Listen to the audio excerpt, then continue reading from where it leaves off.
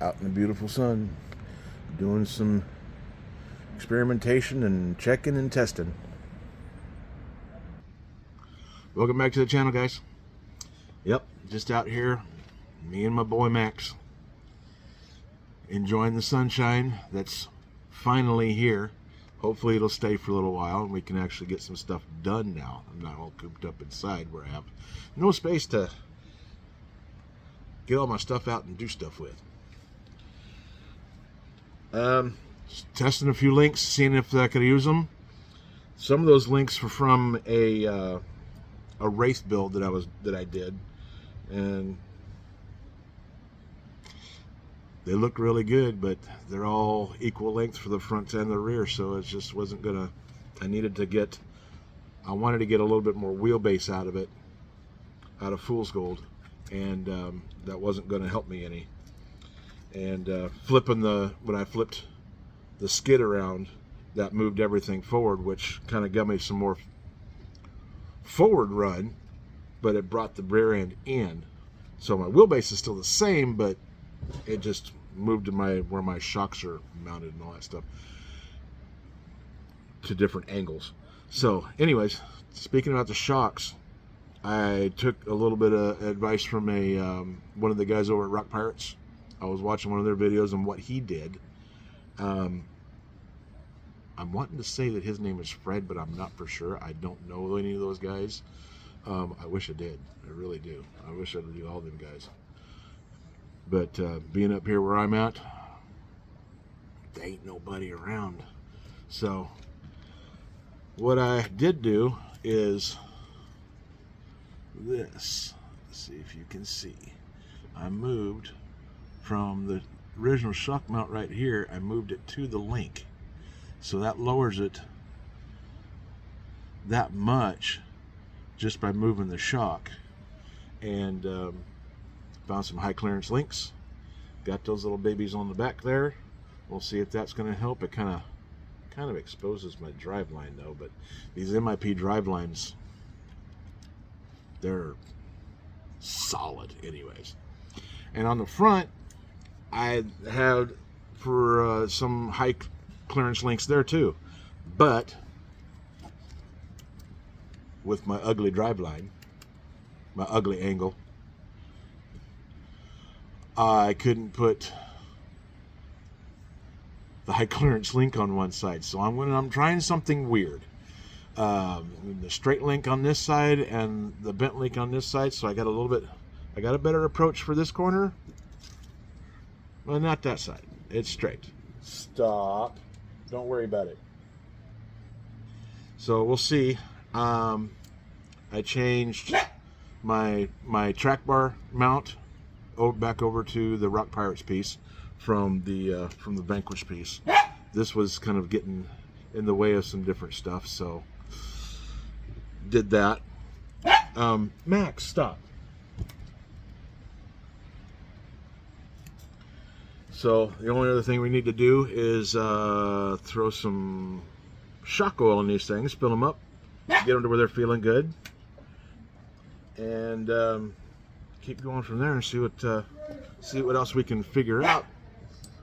Hush! Don't worry about Rigger. He's getting in trouble right now, as everybody can probably hear. Neighbor's little doxy, he gets a little ornery sometimes. So what happened was, sorry about that. Had to wait for the commotion to clear. Doggy drama. Stop. Doggy drama's over. So anyways, so we got everything all nice and tucked up in here. Show you how it's all set up in there. These are the batteries that I use in this for right now. They're only a 2S battery, but seems to work okay with this. I don't have that much punch, so there's that.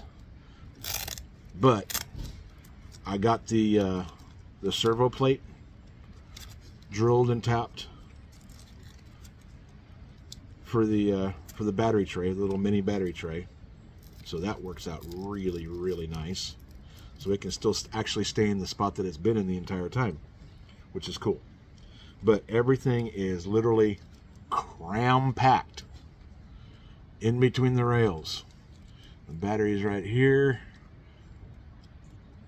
RX4 up in there. My receiver's buried down in here. I took and got my sensor wire. I ran it up underneath and routed it underneath the Velcro strap so it holds it in place. So it's up and out of the way from the drive line. And everything's in there all nice and clean and compact. This little guy is to plug into the receiver so that you can read voltage on your radio. Radio Link, I guess, has always done that. It's more of an aircraft thing, really. But with running 2S, there's not enough voltage for this to read on the radio, so it makes the radio think that you're running low voltage all the time. So, and it just keeps the alarm going off on the radio. So I just leave it unplugged. I'm going to leave it in here because I want to get to where I'm running 3S in this. And it's got to find some batteries that are small enough, and so I can do that. But yeah, everything is all nice and tucked up in here. And started messing with some little bits of stuff here and there, and couldn't put the link on this side because it was hitting the drive line because of my ugly drive shaft. So I left that one straight, put the bent one over here. So I just want to get some better approach and departure. So what we've done there is just tried something weird. What the heck? If you don't try something, you don't know if it's going to work or not. So all we got to do now is get the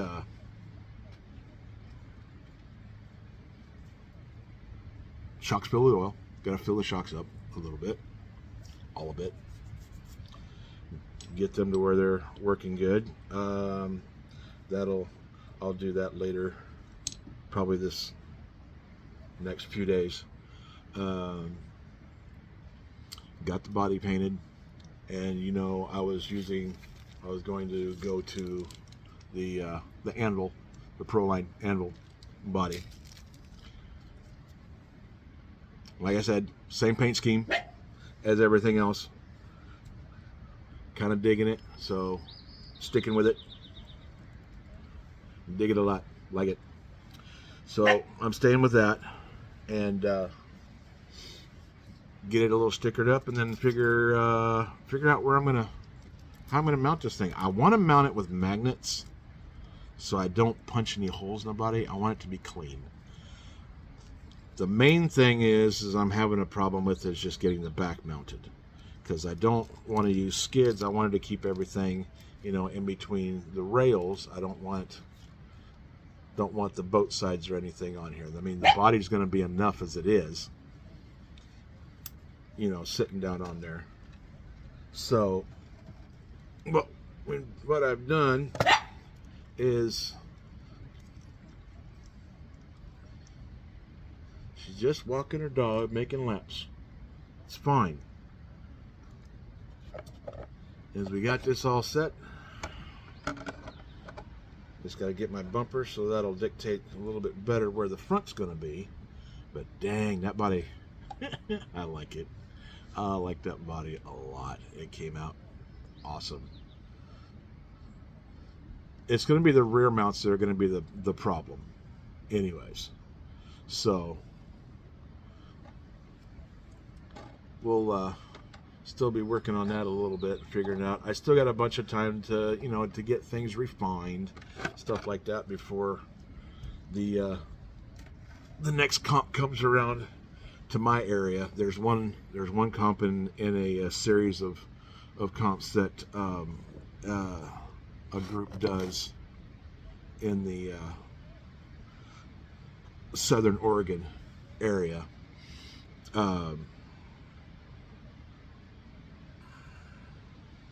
It's the DCUA, The Dry Creek Ultimate Adventures.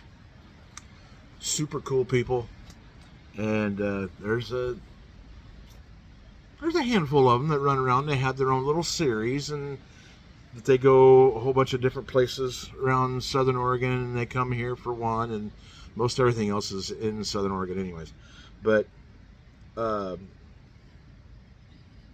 gone to it the last 2 years. This last year was with Fool's Gold, and that's when I discovered it's like, that's the wrong body. You can't use that body there. It sucks. It's binding up the suspension. It's not allowing it to do what it needs to do. So, been playing with that a little bit, getting things figured out, doing a little bit of research, seeing what other people do, taking some suggestions, and seeing how far I can get with it. So, it's getting better, and then taking some own ideas of my own. You know, you gotta use your imagination, figure some stuff out. You don't have to ask people all the time. I mean, it doesn't hurt to ask people, you know, what'd you do here, what'd you do there, but just try some stuff. Something pops into your head, he's like, I wonder if I do this, will that help? Do it. Just do it. Do it, take it out, see if it works. If it don't work, put it back the way that it was and try something else. Figure things out that way. You know, that way you'll understand your own rig better doing that, instead of just asking a whole bunch of questions on what other people have done. Because everybody does things different. What works for them is probably absolutely will not work for you. So it just depends on the person, really. Whatever I've done to this, you know, I get used to the way that it acts and the way that it works. It'll work good for me. I hand it to somebody else, and they'll probably take it out there and drive 10 times better than I can with my own car. That's just them. Or they're like, I can't drive this at all. How are you doing what you're doing? Either way, you know, it's just, you got to set your car up to you. Using some of their setups is good places to start, but go from there. You know, it's got to be what's going to be comfortable for you, not what's, you know, what's the world champion doing, you know? I mean, what his setup is, how his ESC's programmed, what motor he's running, and how the gearing and all that stuff, what's working for him. I've tried that before on many occasions back in the day when I was on-road racing. I'd set my car up identical to one of the world champion setups, and absolute garbage. I couldn't drive it because I'm not that person. And granted, I'm not as good as they are. Didn't have the fit, especially then. That's, you know, excuse me, 25 years ago or so. It's just different people. You got to set yourself up for your stuff. But yeah, I just been sitting out here just experimenting with some links, seeing what will work, what won't, and going to start figuring out how I'm going to get this body mounted. My idea that I want to use, hopefully I can make it work, but it looks like I'm going to probably have to drill some holes. Darn. So I can make that work. But anyways, that little quick update and little short film here on what's going on. It looks good. It just looks so freaking good. Get down there. Get down underneath there so that you're tucked up underneath. Not messing up the cool level here of the body. Why are you sitting sideways? Anyways, yeah, it's just sitting on there. But that's just so good. It looks really good. That ambo body is a good looking body. So, let's see, that way it's all open in the sides. You can get some good scratches in this paint. Knock some of that black off, show some of that gold through there.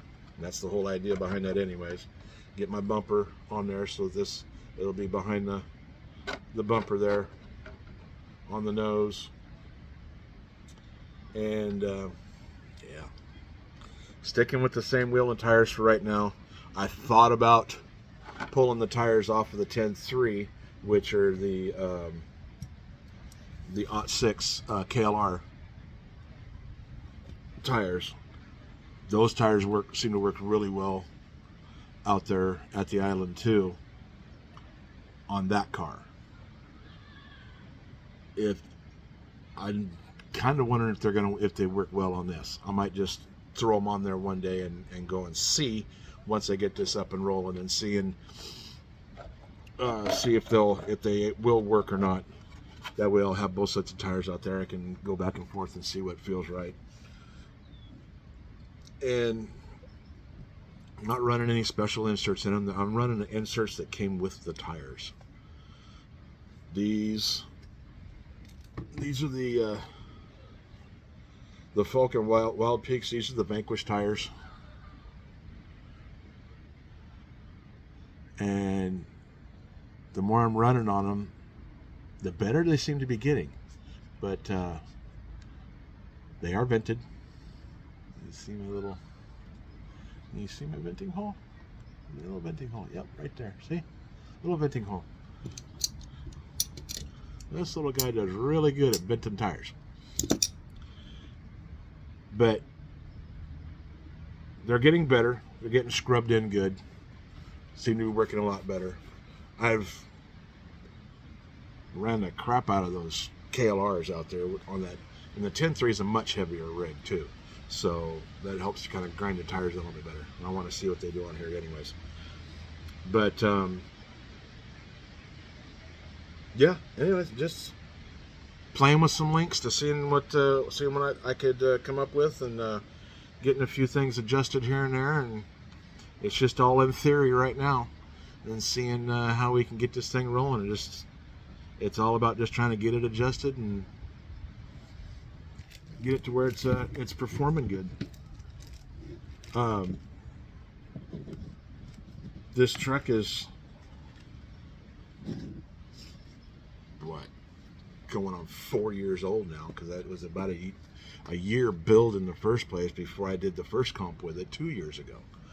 So yeah, by the time this next one comes around in August, I believe, yeah, it'll be 4 years for this truck. Just 3 years on the rocks for comping, and the rest of it just playing with it, just seeing how it works. It's been a fun little rig. It's just a matter of me just getting it to where it feels good, where it's actually going to perform good for me. So anyways, yeah, thank you for being here. Thanks for watching. Thanks for letting me sit here and ramble on in your living rooms or out in your shop or wherever you're watching at. Appreciate it. Check your subscriptions, make sure they're still going. If you're not subscribed already, subscribe. It's free, it doesn't cost nothing. And like, comment, let me know how it goes, what you think. Let me know what you think about all this. See if I'm doing all right. This is fun for me. It's a relief. It's a reliever after, hard days of work. It's been kind of a rough day today anyways, so I'm just kind of woosahing now. And it's just good meditation, just sitting here and wrenching on stuff, and maybe go out and get one of the road cars out and go out here on my little concrete pad out there, well, the park's concrete pad, and go out there and blaze around a little bit. So anyways, appreciate you being here. Thanks for watching. Like, subscribe, share, comment, check your subscriptions, If you're not subscribed, subscribe. Hit the bell so that you know when I'm bringing up another one. And thanks for being here. Appreciate it. We'll see you next time. Thanks.